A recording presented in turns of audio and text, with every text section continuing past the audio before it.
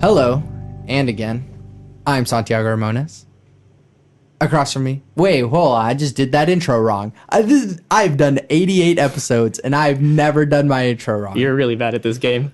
Hello, and again, welcome to Bit Depth. I'm Santiago Ramones. Across from me is... Hi, this is Takayoshi Yago. also known as... I don't know. Okay. Beats me.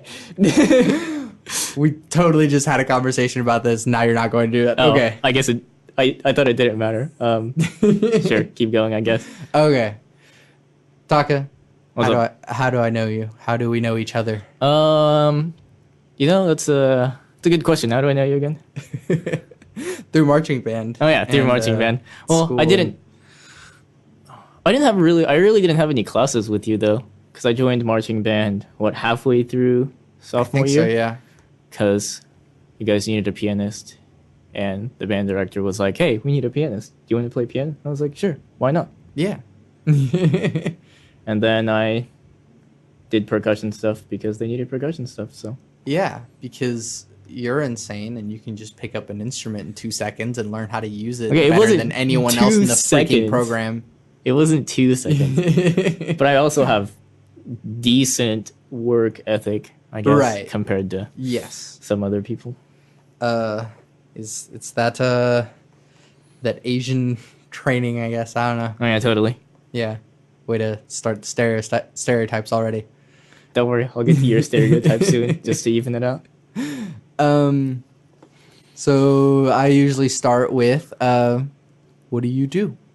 Or rather, what do you want to do? What do I do? Right now, I'm currently teaching at ESO OKC, which is a nonprofit organization, after school music program, to get, help kids become better citizens of society through music and stuff. And so, teaching music there. Taking a break in between schools right now. I recently graduated with a composition degree from Oklahoma City University. Hey, that's what I'm trying to get a master's in. And recently picked up some early music stuff like viola da gamba and harpsichord. So hopefully going to grad school for that. That's awesome. So first of all, why did you choose... Let's start broad and then get more specific. Why did you choose music?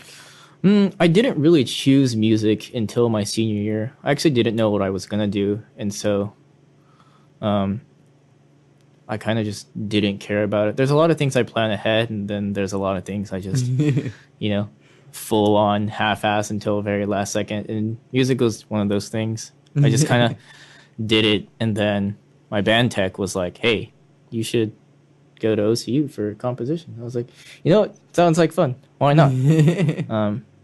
So Was it specifically composition that they suggested, or just like... yeah, he Oh. was like, you should do composition. And I was like, all right. Because that is very different from doing like performance or education. Yeah, I have a lot of background in piano, but they were like, yeah, there's a lot of pianists there, so you should do something else. And I was like, well, I recently picked up percussion, so might as well audition on percussion. Right. God knows how I made it. But yeah, percussion was my main instrument for a while. Mhm. And then I switched it back to piano, and that was fine. So When did you start playing piano? started playing piano. It's a good question. In my single digit years, pretty sure. Like when I was 8. Although I had a really bad practice habit until about college. So I mean, did you enjoy piano the entire time that you did it? it was hard to, it's one of those things where your parents are like, hey, you should do this because, they're Asian parents and they want you to do everything. It's really ironic though, because they're like, hey, you should really do some music. And they're like, hey, you should really go into the field of doctoring. And I'm like, hold on a second. Yeah, Like, why'd you can't make tell me do to all do this both. music? So, yeah, I did it. Sometimes it was like half grudgingly practicing because my mom was like, hey, you should practice. And I was like, no. Right. And so, yeah. Well, I mean, I guess jokes on them because they're like, oh, you should do music because it teaches you discipline. And it's like, now be a doctor. It's like, no, I got so good at music. Right. Yeah, super ironic. My dad was like, wait, yeah, music isn't going to pay the bills. I was like, well, it's a little too late now. Like, you told me to do music. So, yeah, I hated practicing. Rep was I really liked the classical stuff, early classical stuff, and then Baroque stuff is good. Intense. It's pretty awesome. You really need a lot of skills for Baroque stuff. But yeah, one thing that helped me with piano stuff is playing a lot of video games. Yeah. And doing video game soundtracks on piano, just not even looking at the music, but doing it by ear. Yeah. So I have a pretty good ear. Awful at sight reading still, but if you play me something, I can play it back. Right.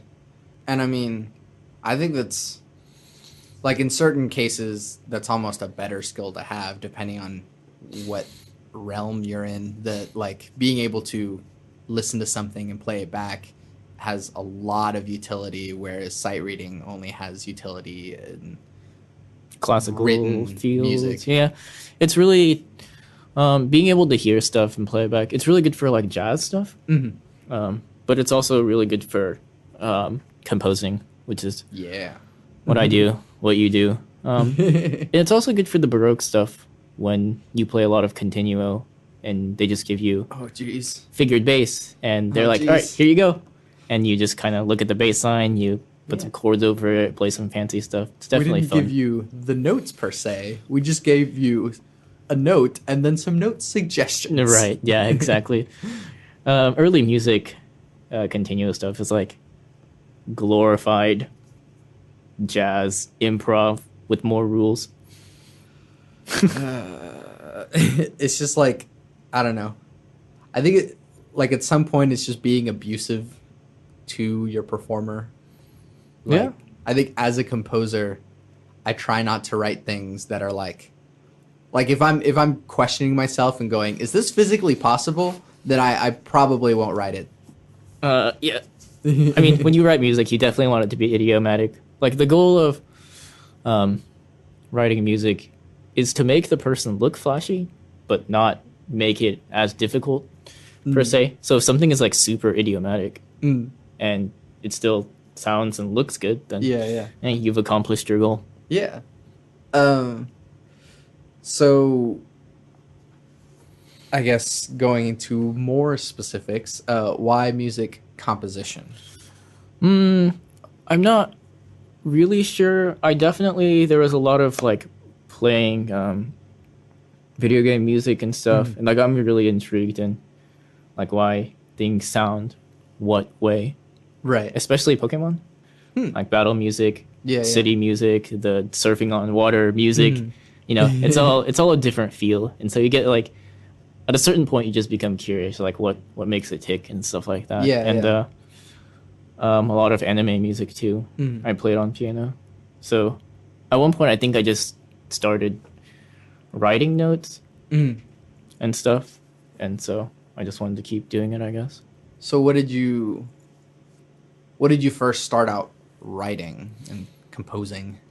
I did a lot of piano, I think, because it was what I was the most comfortable with. I think the very first thing I ever wrote that wasn't piano was this dinky violin solo. Dinky, yeah. Or how was it dinky? It was super short, super basic. Yeah, at the time I was like, it sounds good. There wasn't a lot of like musical interest. Right. Well, but you gotta start somewhere. It sounded good, I guess, kind of. So then what do you want to do with composition? Because like, so there's this perception of like a composer is like this weird, like virtuosic, like genius that sits away in a room and like writes all the notes down, and that's very much not true. I mean, it's half correct. Whenever I write music, I sit down for like 11, 12 hours at Yes, a yes. time in front of a computer and just stare at my screen, and then the other 30 minutes I'm putting down notes. Yeah, So yeah. it's not entirely false, but what do I want to do with it? I'm not sure. I'm not much of a commercial music person, and I'm also not much of a contemporary music person.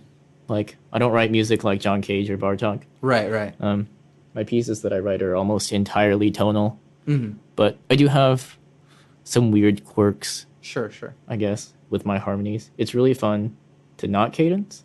Yes. Super nerdy thing to to do. to the chagrin of like many people, just like, but wait, where is it? Right. And they don't get it, and they're like, oh, I have to listen to more of this song. It doesn't cadence. But, I recently did some vocal pieces, which were really fun. They were both Edgar Allan Poe poems, text setting. Cool. Yeah. So then you write pieces to be performed. For the most part, yeah, that's what OCU really teaches you Yeah. to do with your compositions. They're like, and it's definitely good, like the ability to round up performers, and Yeah. your ability to see if a performer is good or not. Gives you a lot of details on whether your piece works or not, and like no matter how knowledgeable you are, unless you actually play the instrument to a very high level, you don't really know what's comfortable, what's not, Exactly. what's possible, what's not. Yeah. Yeah, it is very strange considering the notion that we are writing parts for instruments that we have no idea how to play. Right.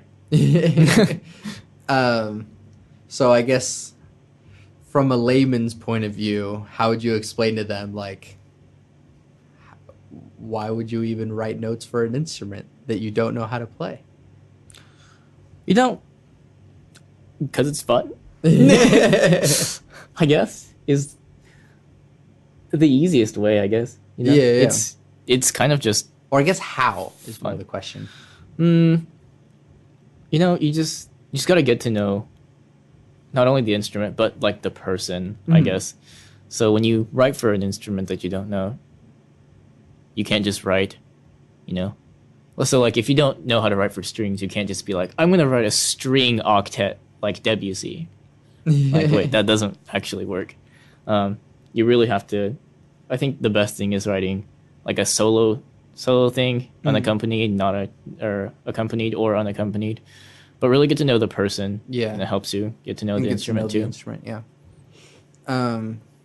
Yeah, because then at some point, you're not being, like I said earlier, being just horribly cruel to the instrumentalist. Right. Yeah, and then they will hate you and they'll never play your compositions again. Exactly. So build a good reputation. That's actually a thing that I wrote about, like Beethoven at some point, is like a way of justifying like why pathetique sonatas weren't like incredibly difficult per se. And it's just like, he's kind of starting out, like maybe you shouldn't want to abuse your performers as you're trying to make a name for yourself. I don't know. Right. I don't know if that's justified, but that's the claim that I made.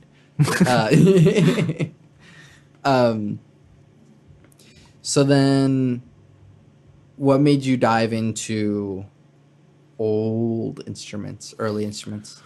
I've always had a fascination for the Bach stuff and the harpsichord stuff. There's a lot of counterpoint, and I really, really like counterpoint. Just like the ability to control all four voices with your hand is just like so much power. And it's fun. You can do a lot of things. I mean, it takes a lot of dedication to bring out things, like especially in a fugue. You have your, 4, 5 voice fugues, and they're like, yeah, bring out this melody in the thumb right quick. And it's like, yeah, sure, I'll work on that. Right. And so you spend like 7 hours each day bringing out your thumb, which is something you don't do because you want your right hand pinky notes to be louder when you play chord stuff. You always want the top to speak out. But when you play counterpoint stuff, it's very different. But I was always very interested in that kind of stuff, especially because I have OCD. So I want, like, here's the theme or the subject. And it's like, okay, I really want this to sound like the subject. So you just work on, like, hammering it out elegantly, I guess. But Real quick, for just explaining terminology purposes, what is counterpoint? counterpoint is two independent lines. Okay. So That's a great way to just simplify it's that. like the easiest way to explain it. You just have two lines of music and they're independent. And then there's a lot of rules. So many rules. Lots of rules for a counterpoint. But yeah, going into the early music thing, we recently got a really nice harpsichord, and we recently got a really good early music teacher who, like, really knows his shit. And so he started the ensemble, and yeah, I've been doing it since then. Yeah. So, like I told you before, I really hate the harpsichord. Why That's do you like okay. the harpsichord? It's really technical. With piano, you can hide your mistakes with pedal, but like you can't do that with the harpsichord. You have to hit all your right notes, and Right. you have to be really careful about how you hit the keys. It's really common to splice keys on harpsichord just because it's a lot lighter, and so you'll end up hitting like two notes with one finger. Sure. And so, just play it off as a grace note and move on with your life. But I don't know why I like the harpsichord. It's definitely I think it's more fun to play than the piano, personally. But challenging. Challenging in different ways, yeah. Right. And then, most of the reason as to why I don't like the harpsichord is the sound quality of it. It's just Definitely an interesting sound. But mostly a lot of Baroque music is written for harpsichord, and so nowadays Baroque music is seen as I don't know, pretentious or abrasive or something. Yeah, I think there's a really big misconception on that. Like, people are always like, play steady rhythms, play perfectly in time. But, like, there is nowhere in any of the treatises that say anything like that. So, it's hard to say, but I don't think it needs to be super, I'm doing hand gestures because I don't know what to say, but you guys can't see hand gestures. It doesn't have to be super rigid, I guess. Right. But I guess just too many notes going on, and just I think that's just the general perception. Just why are there so many notes? Yeah, notes.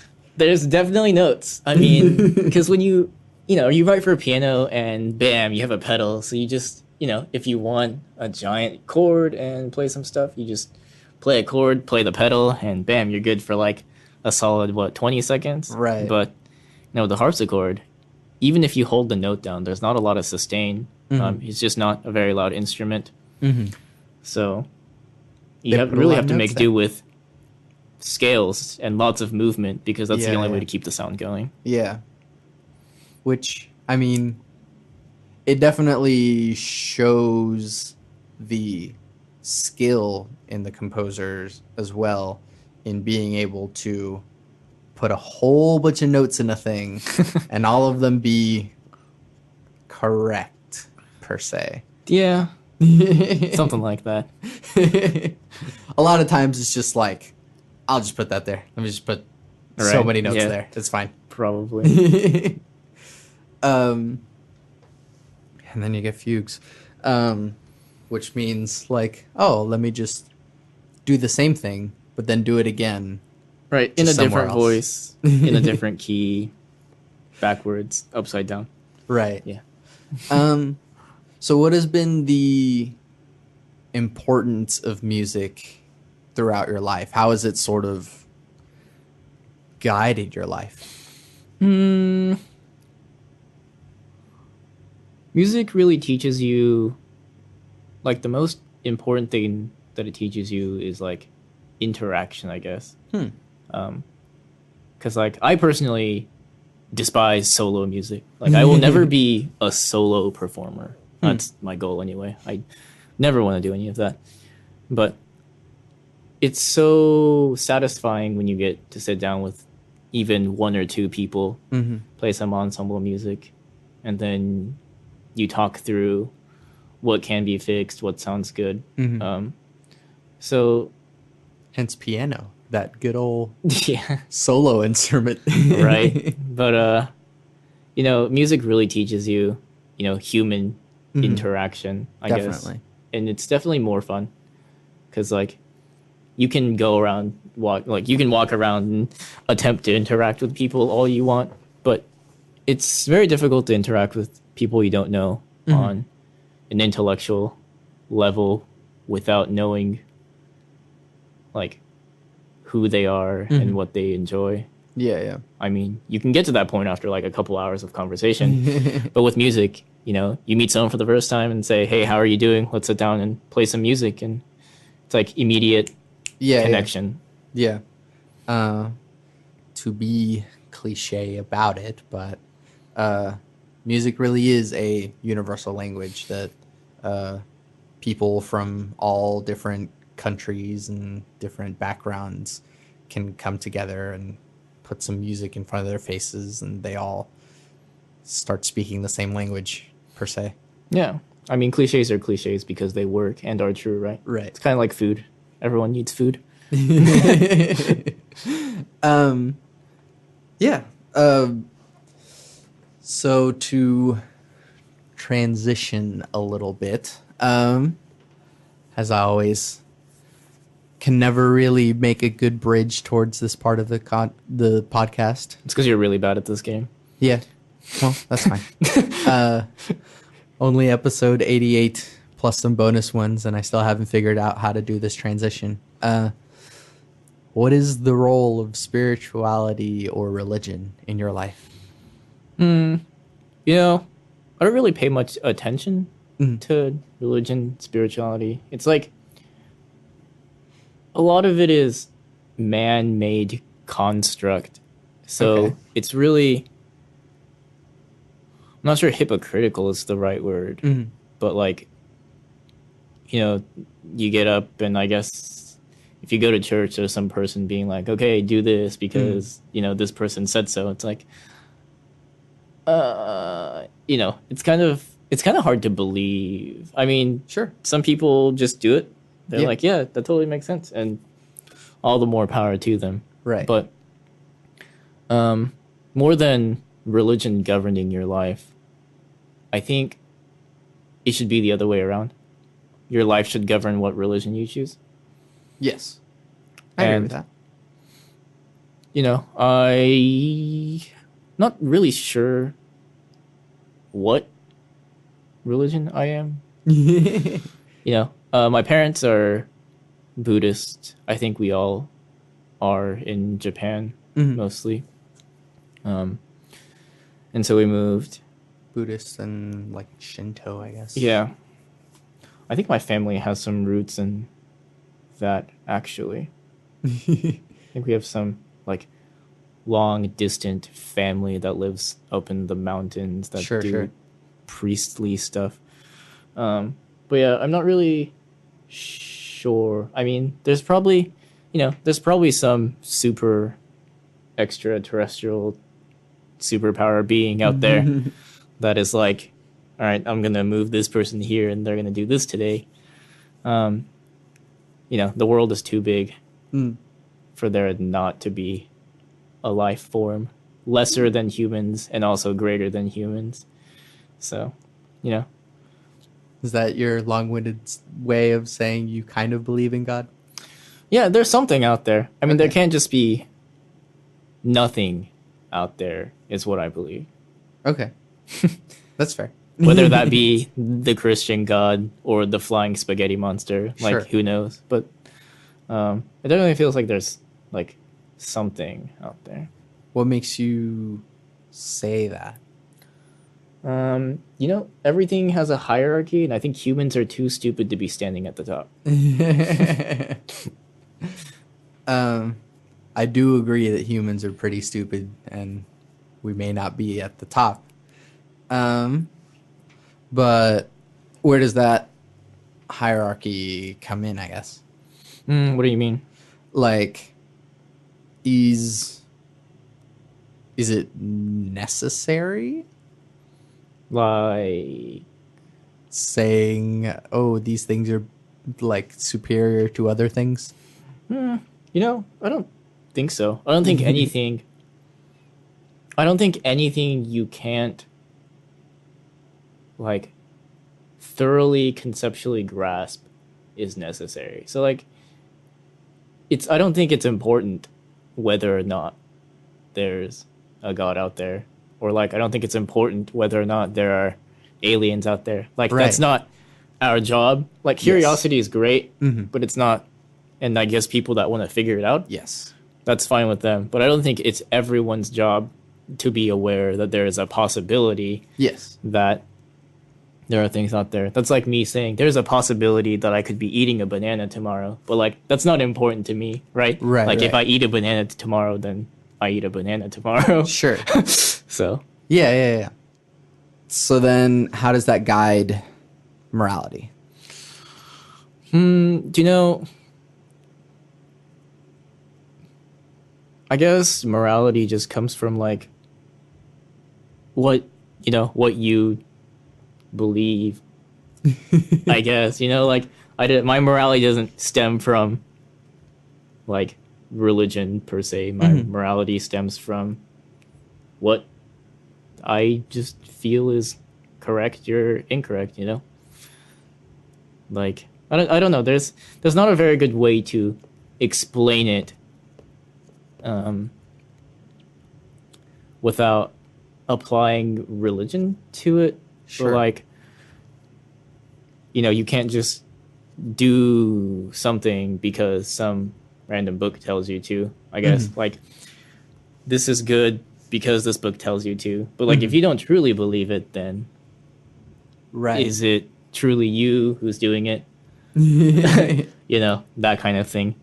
But then, so what helps you to decide what you think is good or what you think is bad?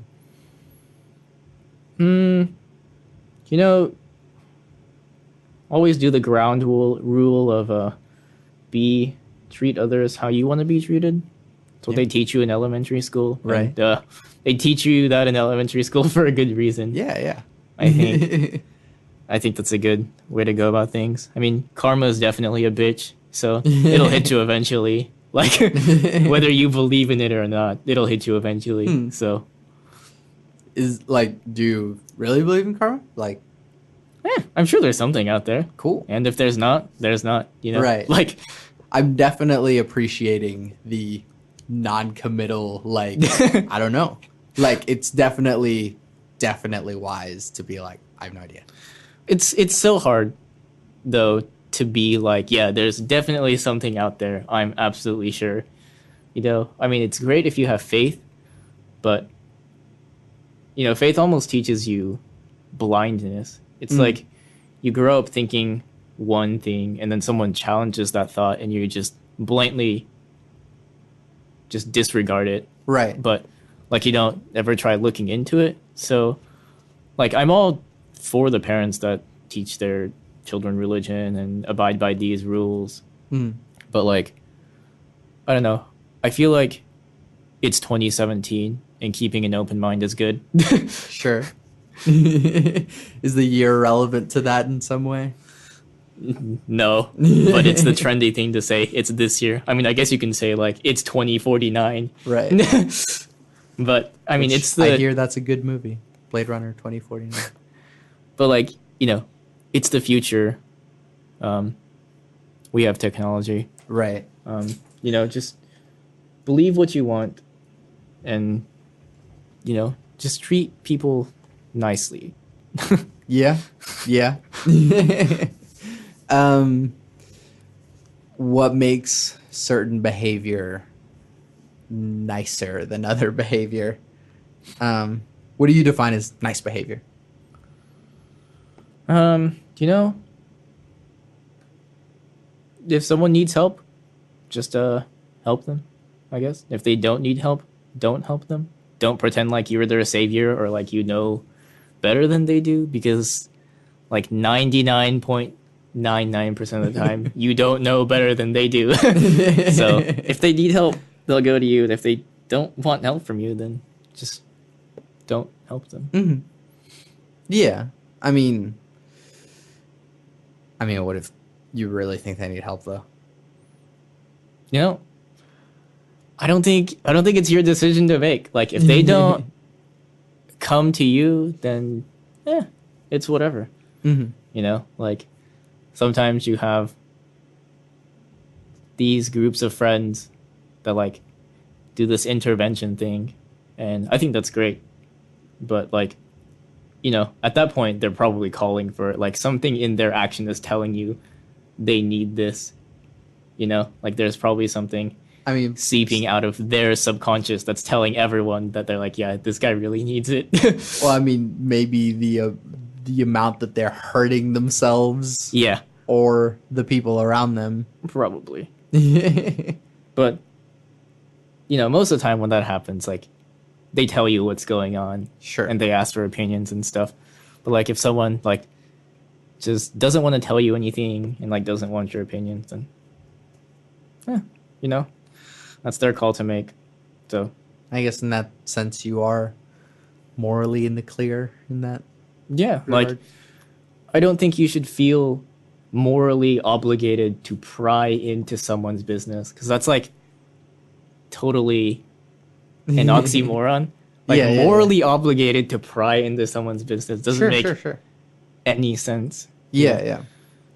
But if you're a good friend, they'll eventually come to you, Sure. like if they need help.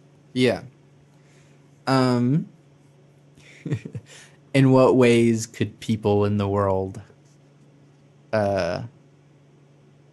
be better people? As in, what are we seeing in the world now that's so shitty and you think people should do instead? You know, a lot of conflict stems from religion. Like my religion is better than your religion, but like I mean, like does that really matter? Like it's not 800 BC, Right. you know? And I'm pretty sure cavemen didn't really care about that kind of stuff either. But like my beliefs are better than your beliefs doesn't really make sense if you think about it. Yeah, Just yeah. like that's like saying my imaginary friend could beat up your imaginary friend. Like that's cool, but like why does it matter? Yes. You know? It's like, I guess, the importance of something affecting the real world around us. Right. What is it that you think society should focus more on rather than more on, not more on? You know, I think there's a lot of this misconception of helping other people. I think what society needs to focus on right now is just helping yourself first. Like before you help anyone else, you have to help yourself first. Yes. Because like no one wants help from someone who's like suffering greatly from Right. depression or something. Like you can hide it all you want, but like, you know, in the end, you're just distracting yourself from something you need to change about yourself. So there's a lot of, I think, just needing to fix your own thing before you go off and try to save other people. Sure. And Because that like can- you have friends and you like try to help them all, but if you don't help yourself, it's like doing a disservice to your friends because they see you suffering and like you glorify yourself and your feelings if you help other people, but like that's one person's feelings you're glorifying versus a numerous amount of friends that are seeing you still struggling because you're not helping yourself. Yeah. So it's really a selfish thing to be putting like other people's things before yourself, which is kind of Interesting. backwards, but that's been like my concept my whole life. Interesting. Is that if you put others first, you're not thinking about yourself. And by not thinking about yourself, you're not thinking about your friends that are thinking about you. Whoa. That's some meta level thinking there. Yeah. But yeah, I definitely see that. So in what ways do we see that effect in the real world? You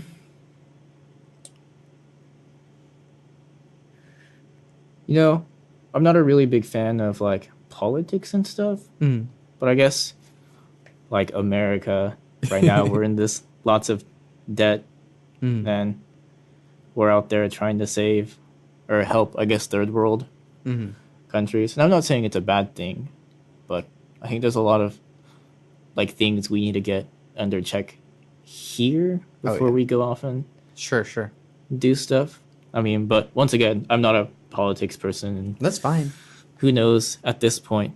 But yeah, I don't know. It just seems like there's a lot of stuff to be working on, like internally. Yes. Inside towards outside. Right. And then definitely, like you're saying, if an individual or if an entity gets its stuff together, then they can help others a lot better. Yeah. How has this sort of worldview affected the way that you interact with others in music? You know, I'm a pianist and I do a lot of accompanying. And so, you know, first of all, just learn all your notes. Always learn your notes before rehearsal, not during rehearsal. Right. A lot of times I see a lot of pianists that are like, I'm going to play all the right notes. And that just, you know, it just doesn't matter. You can play all the right notes in the world, but if you're not following the accompanist, like, you're not going to be better than someone beatboxing the accompanying part, following the soloist. Sure. You know? Yeah. Like, you can play all the right notes, but you're not the soloist. Yeah. You know? And You're not doing it for you. And I think there's just too many people that accompany that do that. They're like, I play the piano and it's going to be about me. But it's not. So, you know, you miss notes. You know, take out some notes. Whatever. It's not, you know, you play musically and you gotta play, you know, the minimum and what you're getting paid for. But like, it's not about you. It's about the soloist, you know? Yeah. And so that's a really important thing. And then I guess what's the importance of interacting with other people, both within music and outside of music? Well, interacting with people in music gives you just different ideas, different perspectives. And since music is no right or wrong answer, I mean, different perspectives is always good. You know, it might change your opinion, might change your way how you play slurs. It might not change how you play slurs, but it's never a bad thing to get other people's perspectives, other people's opinions, because it can only make yours better. Right. You know? Yeah. As for outside of music, you know, I really don't interact with people outside of music. So it's kind of hard to say. What about you? Do you interact with people outside of music? I do, and I mean, hey, I'm the one asking the questions here, but but I do. I generally interact with people through this podcast, and that's through respecting everyone's opinion and respecting what everyone has to say. And just because I'm here and I have my own opinions doesn't change the fact that the purpose of this thing is to have other people's perspectives. Right. I don't think, no one person's opinion is ever going to be better or worse than someone else's. Like, opinion is a subjective thing, and nothing subjective can be better than another subjective thing. Right. So I think, just if they have something to say, listen to it. If you agree with it, you can agree with it. If you disagree with it, you don't have to fight them on it. I mean, unless it's like, just like a friendly debate or something. Sure. That's totally fine. Like, that's a really intellectual way of getting to know someone is a friendly debate on. I guess, for example, does a higher entity exist or not? Like, we could friendly, debate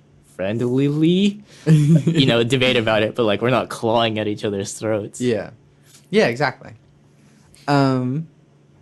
Or even a debate about whether or not robots are going to take over the world, like we had earlier. Yeah, true.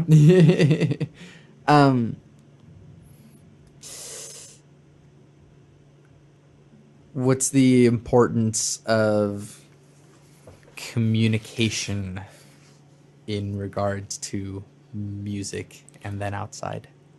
Communication is very important in music. So, like, if someone is like, I'm going to slow down here, you can't just be like, I'm not going to slow down here, because then it's just a train wreck. But communication is definitely more than words. Communication is a lot more action. And I think that's a really good transition to the real world, is that communication is a lot more than just words. Yes. Like, people always say actions speak louder than words, and they're like, yeah, sure, but I mean, it's true. Yes. You can say you're going to do something, but if you don't, it's just like, well, you didn't do it. Yes. And said every politician ever. right, yeah, exactly. So, like, communication is very important, and it's definitely just a lot of, like, it's more physical than people think it is. Physical in what way? Words are these abstract things. I'm making sounds with my mouth and my vocal cords, I guess, and you're interpreting them a certain way. But, like, an action is an action the same, in every language. Like, if I punch someone in the face, I'm punching someone in the face. In any language. Right, in any language. Right. So, like, and some cultural things too. Like, if I bow to say I'm sorry, then I'm bowing to say I'm sorry, But it's like, it's a good application parallel to music, right? Because music is very universal, and actions are also very universal. So, yeah, that's what I think when I think communication, Like, you can say all the things you want, but if you don't, like, you have to do them. Yes. Too. And then what's the importance of speech and the freedom of which? That's a really, like, hard thing to talk about. I don't really think about, free speech or anything like that. I don't really protest. Right. So, but I also, like, say so with the context of the importance of communication. Like, how? I mean, like, if it's important to be able to, if it's important to communicate with one another, then it's also important to be able to communicate. Yeah. I think, America has a really good thing about that, I think. It's kind of hard to set up a free speech thing, but I think it's pretty good. Not a lot of countries have that kind of thing, where you can peacefully protest and it be legal. Some places they just gas you and you die. And it's like, well, that was good. That was a good use of my 20 years of my life. But I think it's pretty good.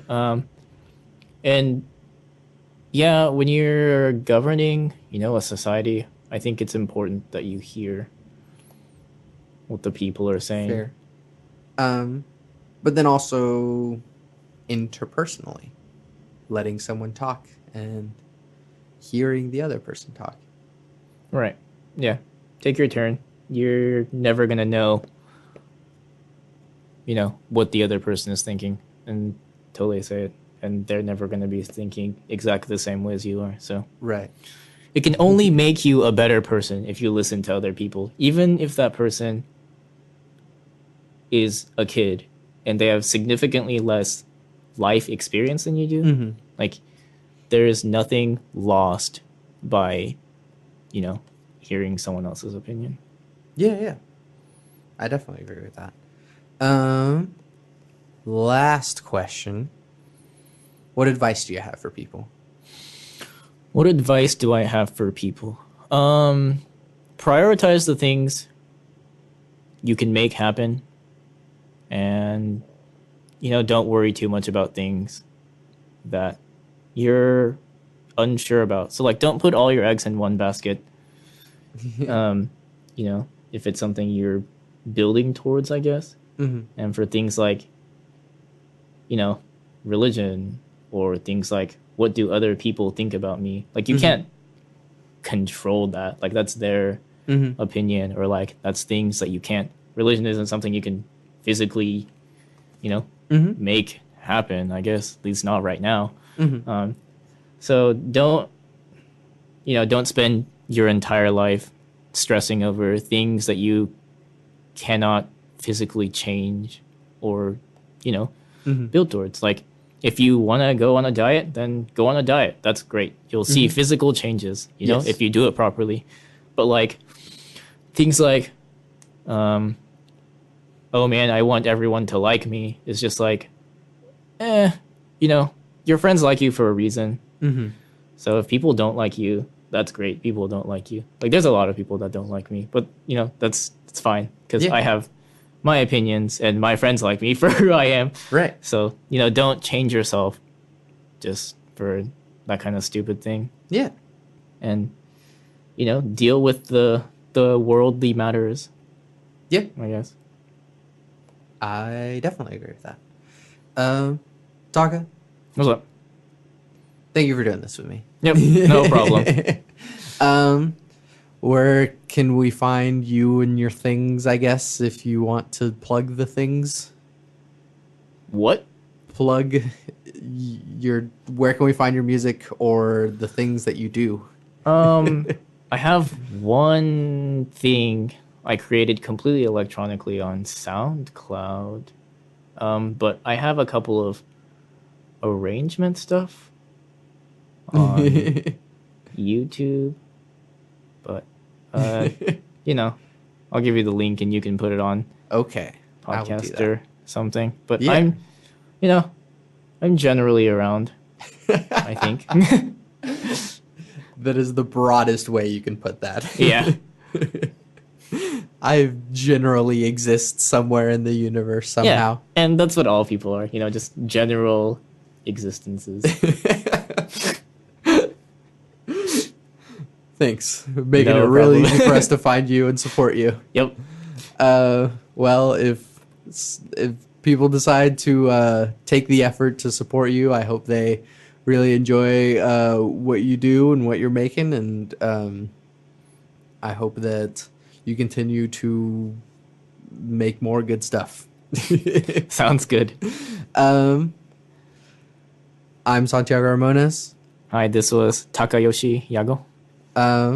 You can find all the things that I do on my website, santiagoramones.com. I make music. I have this podcast. I also do some cosplay. There's links to all of that on my website. Ooh, cosplay. You can download a song that I made. It's based off of a game called Transistor. It's called Red. And you can download that or pay for it. You can pay $0. You could pay $1,200. You can pay Nowhere however in much the you middle, right? want. Yeah, just go somewhere right in between there. It's fine. And really, it's up to you to say however much you value that. But really, I just appreciate it that you're listening. You can always contact me through my website as well. You can leave reviews on the Apple Podcasts thing or iTunes or wherever it is that you listen to stuff. And just let me know what you think about this podcast, because I have no idea. People listen to this apparently, and I still don't know who it is. But yeah, regardless of that, thank you for listening. I always end every podcast with my 3 things. Those 3 things shape my life philosophy. They are: love never fails, it's going to be okay, I might be wrong.